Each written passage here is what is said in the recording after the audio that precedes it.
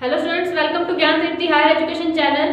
Matrix space के अंदर हम पढ़ चुके थे ओपन सेट और क्लोज सेट की डेफिनेशन के बारे में और क्लोज सेट के कुछ एक थ्योरम के बारे में, क्वेश्चन के बारे में। अभी 2-3 क्वेश्चन हम और लेते हैं क्लोज सेट के ऊपर जो उसमें दिए गए हैं और काफ़ी इंपॉर्टेंट एग्जाम्स में पूछे गए हैं, उनके बारे में डिस्कस करेंगे। अब ये जो क्वेश्चन है वो उनसे रिलेटेड है जिनके बारे में मैंने आपको डेफिनेशन पहले ही करवा चुके हैं। मैंने बोला था कि जो भी डेफिनेशन है उनके नोटेशन आपको एकदम ध्यान रखने हैं कि इंटीरियर पॉइंट का नोटेशन क्या होता है, डेराइव्ड सेट क्या होता है, क्लोजर ऑफ अ सेट क्या होता है। इन सब के नोटेशन अगर आपको पता है तभी आप इन क्वेश्चंस को कर पाओगे, वरना आपको पता ही नहीं चलेगा कि ये नोटेशन किस चीज़ का दे रखा है। जब तक आपको नोटेशन नहीं समझ में आएगा तब तक आप इसके डेफिनेशन में नहीं जा पाओगे। तो बिना डेफिनेशन के तो थ्योरम में क्वेश्चन होना पॉसिबल ही नहीं है, ठीक है। तो फिर भी मैं आपको कोशिश करती हूँ कि साथ के साथ आपको डेफिनेशन भी करवाती जाऊँ, कवर करवा दूँ। जो पहले लास्ट हमने कर चुके हैं वो रिवाइज भी हो जाएंगे और साथ साथ इसके क्वेश्चन भी हो जाएंगे, ठीक है। तो हम लेते हैं इसका एक क्वेश्चन प्रॉब्लम लेते हैं ताकि समझ में आ जाए कि है क्या वो, ठीक है। तो हमें को बोल रहा है कि let if A is a subset of matrix space XD,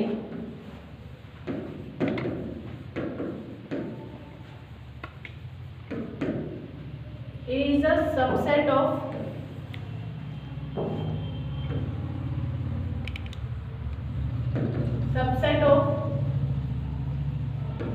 matrix space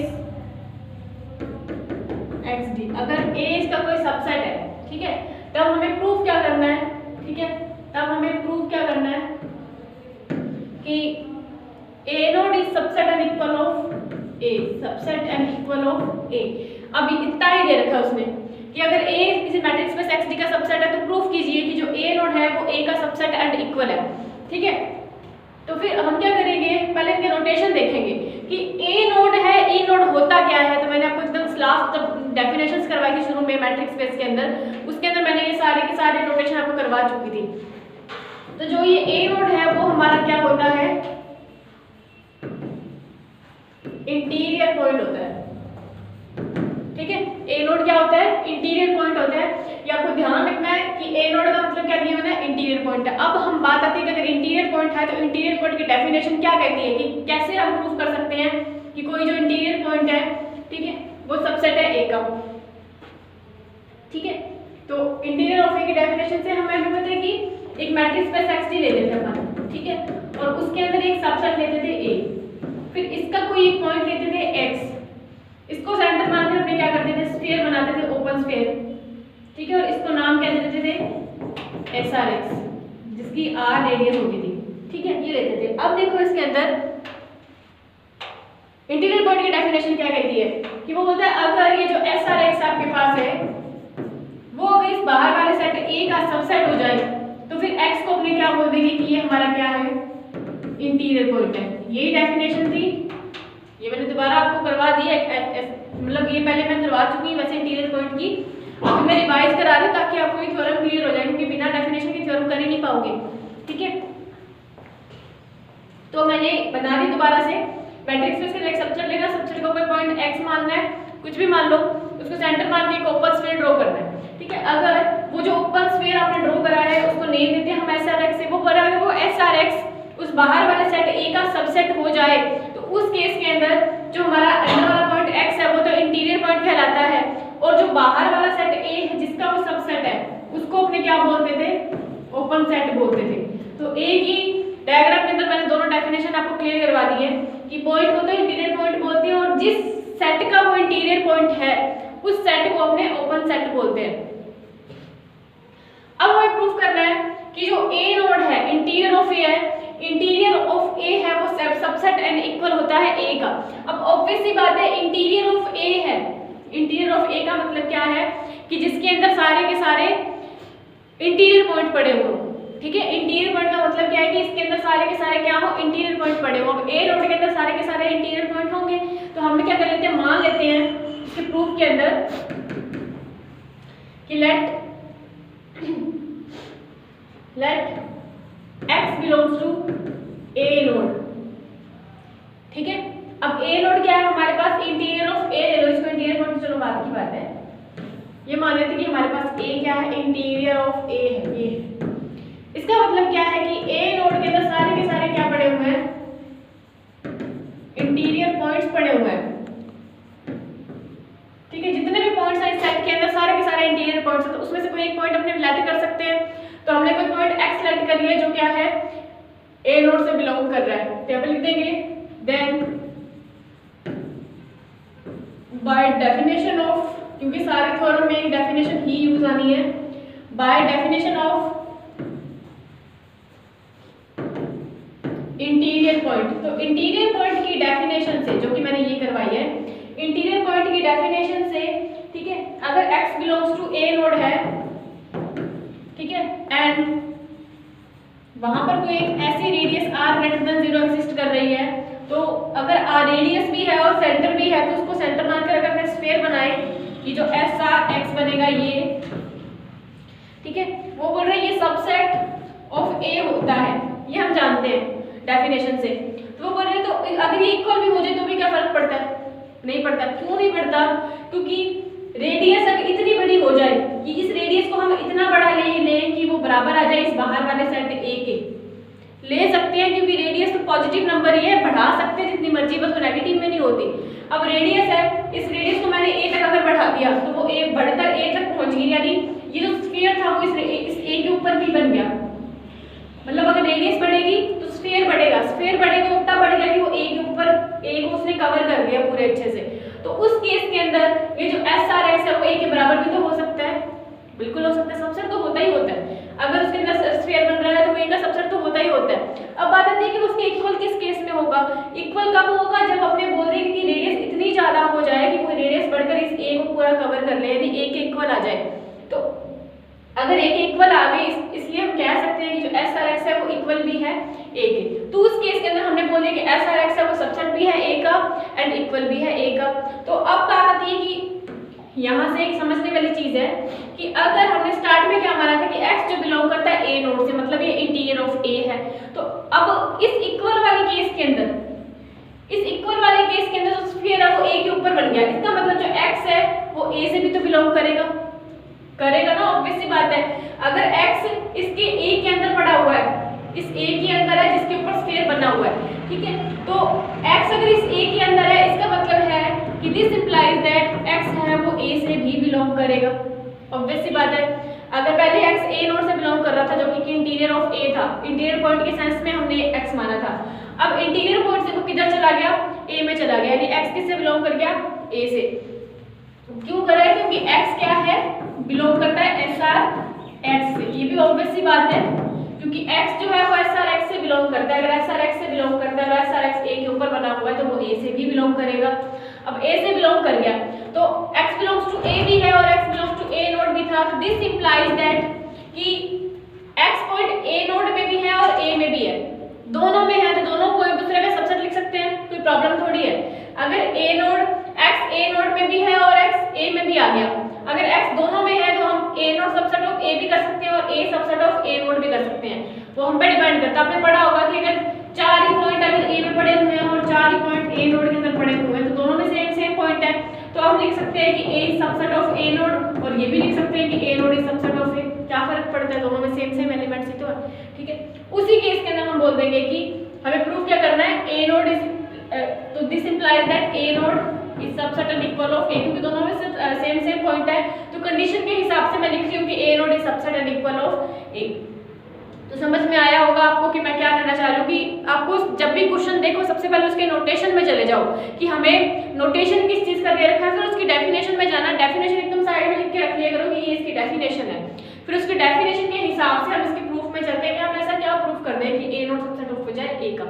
तो दोनों में अगर सबसेट वाली कंडीशन के अंदर सारे क्वेश्चन में ये थोड़ा ध्यान रखना कि जब भी दोनों में से किसी को भी एक दूसरे का सबसेट प्रूफ करना हो तो दोनों में पॉइंट सेम कर दिया करो, कि जो पॉइंट एक में माना हुआ है वो दूसरे में भी आ जाए। अगर वो दूसरे में भी आ जाए तो बहुत इजीली हम उसको सबसेट प्रूफ कर सकते हैं। अगर नहीं आता है तो उस केस में प्रॉब्लम आती है कि डेफिनेशन में सेट ना बैठे, तो उसमें थोड़ा कुछ और चीजें लेट करनी पड़ती है। बट ये तो इजी सा क्वेश्चन दिया था मैंने और काफी बार आया हुआ है एग्जाम्स के अंदर। ये मेरा सारा डेफिनेशन है कि आपको नहीं करनी है, ये बस मैंने समझाने के लिए बताया है। क्वेश्चन आपका ये है, सिर्फ आपको पहले A naught is subset inequal of A proof करना था, तो A नोड का कोई पॉइंट A लेट करा, x लेट करा, ठीक है। A नोड का पॉइंट लेट करा, इसका मतलब A नोड से बिलोंग कर रहा है, इसका मतलब ये इंटीरियर ऑफ A है। अगर कोई इंटीरियर ऑफ A, इसका मतलब x क्या है? इंटीरियर पॉइंट है। अगर वो इंटीरियर पॉइंट है, इंटीरियर पॉइंट की डेफिनेशन क्या कहती है? ये कि SRX जो है वो subset and equal of A होना चाहिए। अगर वो देन वो x है वो a से भी बिलोंग करेगा। अगर a से बिलोंग करके a नोड से बिलोंग करके इसका मतलब a नोड क्या है हमारा subset of equal of a है। नेक्स्ट इसी केस के अंदर इसी क्वेश्चन के अंदर एक सी पार्ट दे रखा उसने, वो देखते हैं। ठीक है, सी पार्ट उसने क्या बोला हमें कि a इज ओपन गिवन है, सॉरी प्रूव करना है a is open if condition क्या दे रखी है a naught is equal a, ये हमें गिवन है कि प्रूव करना है a इज ओपन। ओपन का मतलब हमें उसको ओपन साइड प्रूव करना है और गिवन क्या है हमें कि a नोड इक्वल है a के। अब ओपन को प्रूव करने के लिए लास्ट डेफिनेशन जो मैंने इसी में कवर करवा दिया आपको कि ओपन होने के लिए क्या जरूरी है कि किसी जिस पॉइंट को आप सेंटर मान के स्फीयर बना रहे हो वो स्फीयर है बाहर वाले सेट का सबसेट होना चाहिए। अगर है तो वो a हमारा क्या हो जाता है ओपन सेट हो जाता है। ठीक है, अब a ओपन सेट हो जाता है, ये हमें प्रूफ करना है और गिवन क्या है कि a नोड इक्वल है a के, ये प्रूफ करना है। तो अब देखो इसके अंदर इसके प्रूफ में चलते हैं। हमें गिवन क्या है, गिवन है a naught is equal to a है, ये हमें गिवन है कि a नोड किसके बराबर है a के बराबर है। ठीक है, तो अभी लास्ट केस में भी जब करवा के गई हूँ क्वेश्चन, उसके अंदर मैंने क्या बोला था कि अगर a एक सबसेट ऑफ a नोड हो जाए और a नोड एक सबसेट ऑफ a हो जाए तो दोनों के से हमें क्या मिलता है, दोनों से मिलता है कि a बराबर है a नोड। ये हमने बहुत पहले पढ़ा होगा कि दोनों अगर एक दूसरे के सबसेट है तो वो दोनों आपस में क्या होते हैं, इक्वल होते हैं, ये हम जानते हैं। ठीक है, पर हमें गिवन क्या है कि a नोड बराबर है a के, यानी हमें ये गिवन है तो इस केस को हम इन दोनों में से किसी एक में मान सकते हैं क्योंकि ये केस कब मिला है जब ये दोनों कंडीशन मिली है हमें। ये थोड़ा सोचा करो कि अगर ये इक्वल है इसका मतलब क्या है कि ये दोनों केस उस पे अप्लाई हुए हैं। इक्वल कब आते हैं, जब ये दोनों केस हैं, दोनों में से दोनों एक दूसरे के क्या होते हैं, सबसेट। अब दोनों ही एक दूसरे के सबसेट कब होते हैं, जब दोनों में सेम पॉइंट पड़े हुए हो। अभी लास्ट में जस्ट समझाया मैंने ये चीज कि अगर दोनों में सेम पॉइंट पड़े हुए हो तो दोनों में से किसी को भी सबसेट एक दूसरे का कर दो, कोई फर्क नहीं पड़ता। ये लिखा हुआ था मैंने, अगर दोनों में सेम पॉइंट पड़े हो तो दोनों में से किसी को भी एक दूसरे का सबसेट कर दो, उससे कोई फर्क नहीं पड़ता है। ठीक है, अब वही बात इसमें आती है कि अगर a बराबर a नोड आया है तो फिर ये सोचो कि a बराबर a नोड कैसे आया है। वो कैसे आया है, अगर दोनों एक दूसरे के सबसेट बने हों, और दोनों एक दूसरे के सबसेट कब बने हैं, जब दोनों में सेम पॉइंट पड़े हुए हों। बस ये चीज लेट करनी है। अब हमें ये गिवन है तो इसको चेंज कर दो कंडीशन के अंदर। अब हमने क्या मान लिया, दिस इंप्लाइज दैट दोनों में से एक केस उठा लिया, ये फर्स्ट वाला कि a इज सबसेट ऑफ क्या है, a नोड है। यहां से ये केस आया है। ठीक है, तो अगर वो बोल रहा है a नोड बराबर a है तो इसको हम लिख सकते हैं a is subset of a naught. ठीक है, अगर a is subset of a node लिख सकते हैं तो फिर हमने क्या करा, एक पॉइंट माना x जो कि a से बिलोंग कर रहा था। ठीक है, जो कि a से बिलोंग कर रहा था। अगर कोई पॉइंट x है, अगर वो a से बिलोंग कर रहा है, जैसे मैंने मान लिया कोई पॉइंट x है जो a से बिलोंग कर रहा है, a से बिलोंग कर रहा है, और जो ठीक है, और a क्या है, सबसेट है a नोड का। अगर a सबसेट है a नोड का तो a नोड कहां बनेगा, इसके बाहर कहीं पे बनेगा इसके। ठीक है, अगर a नोड का सबसेट है तो a उसके अंदर ही बनेगा ना a नोड के, और x हमने किसका माना है, a का माना है। अगर x a का पॉइंट है तो इसका मतलब x a नोड से भी तो बिलोंग करेगा, बिल्कुल करेगा, उसके बाहर बन रहा है। तो दिस इंप्लाइज दैट कि जो x है वो a नोड से भी बिलोंग करेगा। ठीक है, x क्या है, a नोड से भी बिलोंग करेगा। अब यहाँ से हमें पता चल गया कि a नोड से अगर कोई पॉइंट बिलोंग करता है तो a नोड हमारे पास क्या होता है, हम देंगे a naught is interior of a होता है। ठीक है, a नोड क्या होता है, इंटीरियर ऑफ a होता है। तो this implies that x is a interior point of a node, या इंटीरियर पॉइंट लिख दो सिर्फ। ठीक है, कि अगर हमें पता है कि a नोड एक इंटीरियर ऑफ a होता है। इंटीरियर ऑफ a का मतलब ऐसा सेट जिसके अंदर सारे के सारे इंटीरियर पॉइंट पड़े हुए होते हैं, उसको अपने a नोड बोलते हैं। ठीक है, ऐसा सेट जिसके अंदर सारे के सारे इंटीरियर पॉइंट पड़े हुए हैं, उसको अपन a नोड बोलते हैं। तो ये a नोड है। अब a नोड से कोई पॉइंट x बिलोंग कर रहा है, इसका मतलब इसमें सारे के सारे पॉइंट इंटीरियर पॉइंट की फॉर्म के हैं। तो अगर x पड़ा हुआ है तो x भी क्या होगा, एक इंटीरियर पॉइंट ही तो होगा। तो वो लिख रखा है इसने कि x is a interior point. तो यहाँ से क्या मिला हमें, x क्या है, एक इंटीरियर पॉइंट है। अगर वो x एक इंटीरियर पॉइंट है तो by definition of interior point,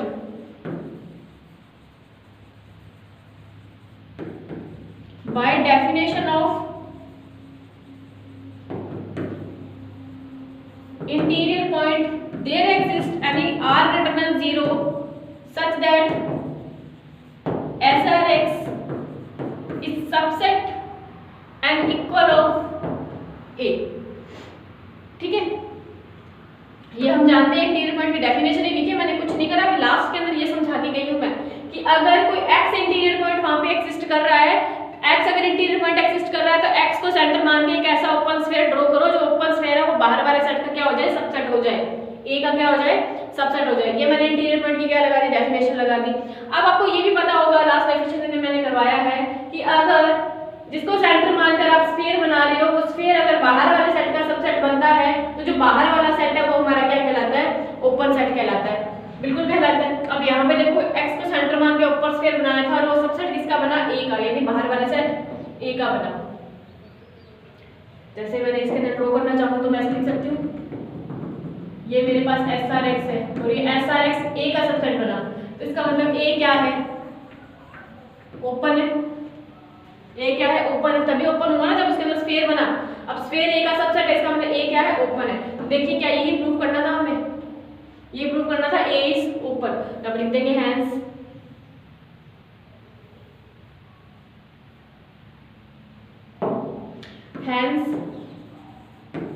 A is open.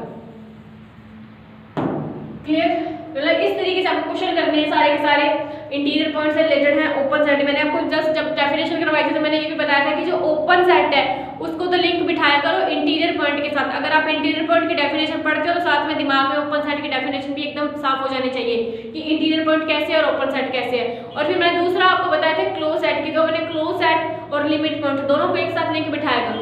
अगर आपने लिमिट पॉइंट की डेफिनेशन कर रहे हो तो साथ के साथ आपको क्लोज सेट की डेफिनेशन भी क्लियर हो जानी चाहिए। तो ये दोनों आपसे साथ साथ चलती है, क्लोज सेट और लिमिट पॉइंट की डेफिनेशन, इंटीरियर पॉइंट और ओपन सेट की डेफिनेशन दोनों साथ साथ चलती है। जैसे मैंने इसी के अंदर इंटीरियर पॉइंट में ओपन सेट कवर करवा दिया था आपको, इसी तरीके से आप लिमिट पॉइंट के साथ साथ क्लोज सेट भी कवर कर सकते हो। तो ये देख कुछ एक क्वेश्चन ओपन सेट के ऊपर। अभी नेक्स्ट देखते हैं,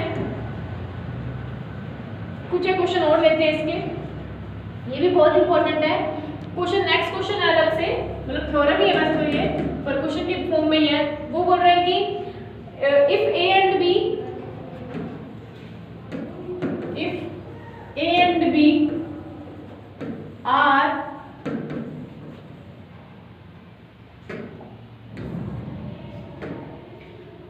two subset of matrix space XD, then हमें प्रूव क्या करना है, प्रूव करना है कि if A is subset of B, this implies that DA is subset of DB। अब यहाँ DA और DB क्या होता है ये जरूरी देखना आपको, क्योंकि ये नोटेशंस हैं जो मैंने आपको लास्ट डेफिनेशन में करवाए थे। DA एंड DB नोटेशंस होते हैं। तो हमें गिवन क्या है कि A is subset of B। अगर दो आपको सेट दे रखे हैं, दो सबसेट मैट्रिक्स स्पेस में है और उन दोनों में से भी दोनों एक दूसरे के अगर सबसेट हो सकता है A B का सबसेट हो सकता है अगले क्वेश्चन में B सबसेट ऑफ A भी दे दी जाए तो कोई फर्क नहीं पड़ता। हमें इस क्वेश्चन में गिवन है कि A subset of A B, तो आपको प्रूव करना है DA is subset of DB। तो प्रूफ में जाने से पहले आपको नोटेशन इसके देखने पड़ेंगे कि नोटेशन किसका दे रखा है आपको, DA एंड DB। तो आपको लास्ट डेफिनेशन में चले जाओ, मैंने वहां बहुत अच्छे से करवा रखा है। DA या DB कुछ भी है उसका मतलब क्या होता है, डेराइव्ड सेट। डेराइव्ड सेट को बोलते हैं हिंदी में व्युत्पन्न समुच्चय। क्या बोलते हैं, व्युत्पन्न समुच्चय बोलते हैं। DA का मतलब है डेराइव्ड सेट ऑफ A, यानी A का कर रहे हो तो डेराइव्ड सेट ऑफ A, अगर B का कर रहे हो तो डेराइव्ड सेट ऑफ B, यानी DB क्या हो जाएगा, derived set of B। Hindi में बोलते हैं इसको व्युत्पन्न समुच्चय। अब ये तो मैंने बता दिया कि डेराइव्ड सेट का नोटेशन है। अब इसकी डेफिनेशन क्या होती है, ये डेफिनेशन भी आपको बहुत अच्छे से आनी चाहिए। डेफिनेशन क्या होती है इसकी, कि the set of all limits point, ये मैंने बहुत अच्छे से करवाई थी आपको कि क्या होता है ये set of all limit points. सारे के सारे लिमिट पॉइंट का जो सेट होता है वो क्या होता है, डेराइव्ड सेट होता है। अब लिमिट पॉइंट की डेफिनेशन क्या होती है ये भी आपको आनी चाहिए। लिमिट पॉइंट क्या बोलता है कि कोई आप सेट लो, जैसे मैंने आप बोल देती हूँ एक मैट्रिक्स स्पेस XD लिया था, ठीक है, इसका सबसेट A लिया था, इसके अंदर कोई पॉइंट X माना था जिसको सेंटर मान के उन्होंने स्फीयर बना दिया था और स्फीयर को नाम दे दिया था SRX, ठीक है। वो बोल रहे हैं अगर इसके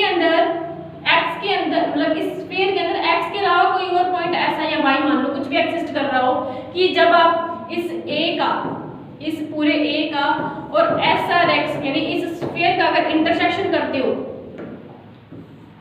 क्या करते हो, इंटरसेक्शन करते हो, तो आपको क्या मिलना चाहिए, नॉट इक्वल टू फाई मिलना चाहिए। ठीक है, वो बोल रहा है इस ए का और एस आर एक्स का अगर आप इंटरसेक्शन करते हो, इंटरसेक्शन का मतलब क्या है, दोनों में से कॉमन देखना। ठीक है, वो बोल रहे हैं कि दोनों में से कॉमन देखते हो जब आप, ठीक है, तो वो नॉट इक्वल टू फाई आता है। नॉट इक्वल टू फाई का मतलब क्या है कि अगर ए का और एस आर एक्स का अगर आपने इंटरसेक्शन कर दिया, ठीक है, तो वो नॉट इक्वल टू फाई का मतलब है कि जरूरी नहीं है कि उसके अंदर सिर्फ एक्स ही पॉइंट पड़ा हुआ हो, एक्स के अलावा भी कोई पॉइंट एक्सिस्ट कर रहा है कि वो नॉट इक्वल टू फाई आ जाए। अगर वो फाई आ जाता, इसका मतलब क्या था कि वहां पर कोई पॉइंट एक्स के अलावा कोई पॉइंट ही नहीं है, खाली पड़ा हुआ है वो। अगर वो फाई आ जाता, फाई का मतलब एक समुच्चय एम्प्टी सेट होता है, अगर फाई आ जाता तब इसका मतलब क्या है कि एस आर एक्स में कोई पॉइंट ही नहीं है। अब फाई नहीं आ रहा, नॉट इक्वल टू फाई है, इसका मतलब क्या है कि उसके अंदर एक्स के अलावा भी कोई पॉइंट एक्स ऐसा एग्जिस्ट कर रहा है जो उसके लिए लिमिट पॉइंट है। अब जो एक्स है वो वाई के लिए क्या कहलाएगा, लिमिट पॉइंट कहलाएगा, यानी किसी न किसी के सापेक्ष लिमिट पॉइंट होता है। अब x जो है वो y के सापेक्ष इस a का लिमिट पॉइंट कहलाता है। अब यहाँ से बात निकलती है लिमिट पॉइंट से डेराइव्ड सेट की, कि डेराइव्ड सेट बोलता है कि ऐसा सेट जिसके अंदर सारे के सारे लिमिट पॉइंट पड़े हुए हो। अब बात आती है कि मैंने यहाँ पे सिर्फ एक माना था y, अब हो सकता है इसमें काफी सारे पॉइंट पड़े हुए, ठीक है, हो सकता है इसमें काफी सारे पॉइंट पड़े हो। अब इसमें अगर काफी सारे पॉइंट है तो सारे के सारे पॉइंट एक दूसरे के सापेक्ष लिमिट पॉइंट हो सकते हैं, बिल्कुल हो सकते हैं, जरूरी थोड़ी सिर्फ एक ही लिमिट पॉइंट है, काफी सारे उस सेट के अंदर जितने पॉइंट पड़े हुए हैं सबको एक दूसरे के सापेक्ष हम लिमिट पॉइंट प्रूव कर सकते हैं। तो वो जितने भी लिमिट पॉइंट मिलेंगे सबको उठाकर एक सेट में डाल दो, और जिस सेट में आप डाल रहे हो वो सेट ही हमारा क्या कहला जाएगा, डेराइव्ड सेट, यानी तभी उसको बोलते हैं set of all limit point. ऐसा सेट जिसके अंदर सारे के सारे लिमिट पॉइंट पड़े हुए हो तो ऐसा सेट हमारा डेराइव्ड सेट कहलाता है। तो क्लियर, अब हमें यही प्रूव करना है, बेस किसका लेके चलना है, हमें लिमिट पॉइंट का, ताकि हम डेराइव्ड सेट का प्रूफ कर सके। लिमिट पॉइंट को लेके चलेंगे, प्रूफ कर देंगे कि वो क्या है, एक डेराइव्ड सेट है। डेफिनेशन क्लियर होगी। ये चीज नोटेशन बहुत इंपॉर्टेंट है इसका, कि दोनों का इंटरसेक्शन करने के बाद नॉट इक्वल टू 5 मिलना चाहिए। अगर मिल रहा है इसका मतलब क्या है, वो एक उसका लिमिट पॉइंट है। ठीक है, तो अब हम क्या करते हैं, इसको सॉल्व करते हैं। इसका प्रूफ नीचे मैं कर रही हूँ, ये एक सेकंड लिखा रहने दें ताकि आपको समझ में आ जाए। अब चलते हैं इसके प्रूफ पे। हम क्या करते हैं, डायरेक्ट सेट का कोई पॉइंट लेट कर लेते हैं, let x belongs to dA। अगर मैंने x जो है वो dA से, इस dA से x कोई पॉइंट मान लें कि जो dA से बिलोंग कर रहा है, अगर वो dA से यानी डायरेक्ट सेट ऑफ A से बिलोंग कर रहा है, इसका मतलब क्या है, अब dA से बिलोंग कर रहा है तो dA के अंदर सारे के सारे क्या क्या पॉइंट पड़े हुए हैं, लिमिट पॉइंट ही पड़े हुए हैं। अगर x dA से बिलोंग कर रहा है, इसका मतलब क्या है, x is a limit point of A, ये हम पता है। अगर x dA से बिलोंग कर रहा है, ठीक है, dA का मतलब क्या है, सारे के सारे लिमिट पॉइंट है इसके अंदर। अगर इसके अंदर सारे के सारे लिमिट पॉइंट है तो x भी क्या होगा, एक लिमिट पॉइंट ही तो होगा। तो अब लिख दिया x is a limit point of A। Then अगर x उसका लिमिट पॉइंट है, देन by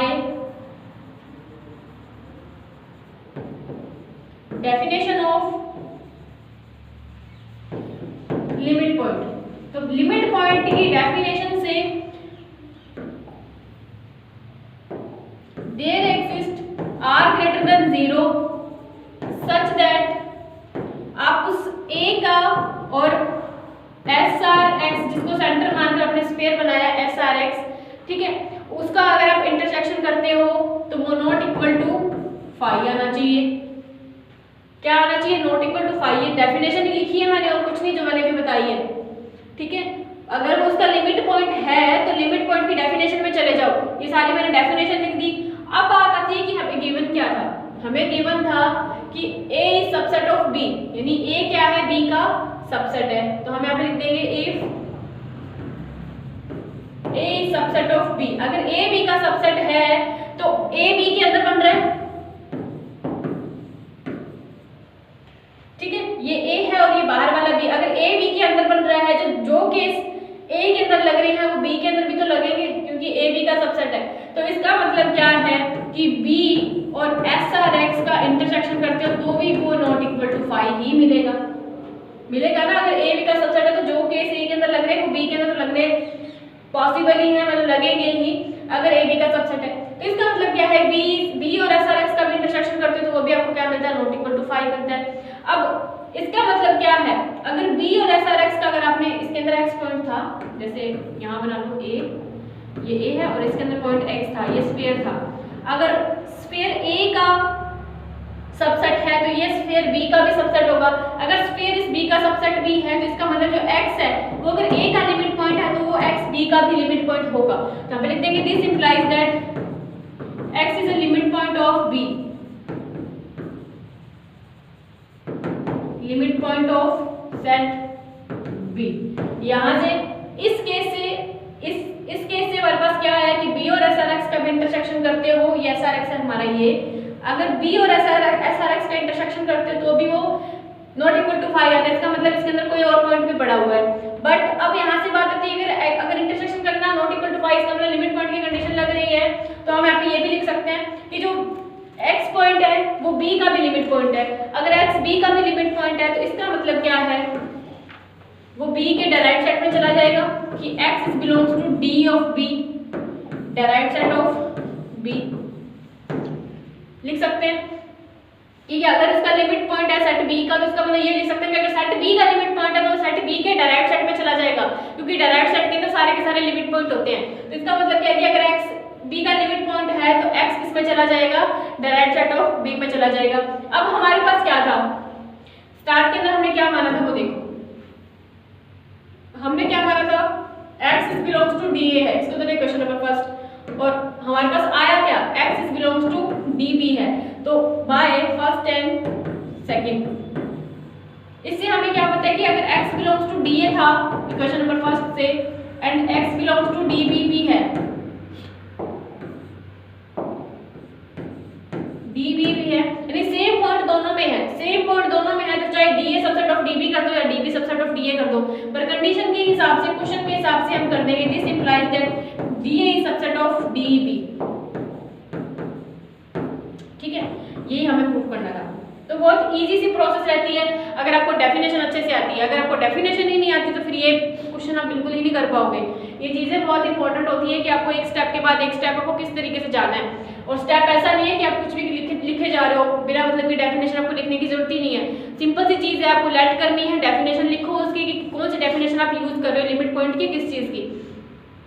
डेफिनेशन यूज करते ही बहुत इजीली केसेस यूज करके आप प्रूफ करते हो कि dA सबसेट ऑफ dB। इसी तरीके के काफी क्वेश्चन आपको इस बुक में दिए गए हैं, आप उसको ट्राई कीजिएगा और बहुत इजीली सॉल्व हो जाते हैं। ठीक है, एक लास्ट क्वेश्चन इस पे और लेते हैं फिर इसको खत्म करते हैं। हमें गिवन है कि सेम कैसे कि अगर A और B की सिमेट्रिक स्पेस के दो सबसेट है, ठीक है, अगर A और B की सिमेट्रिक स्पेस के दो सबसेट है एंड A गिवन है कि A is subset of B, then prove that A naught is subset of B naught. अब दो सबसेट है, दोनों में से भी A अगर B का सबसेट है तो प्रूव करना है कि A नोड है वो B नोड का सबसेट होता है। A नोड मतलब इंटीरियर ऑफ A और B नोड मतलब इंटीरियर ऑफ B।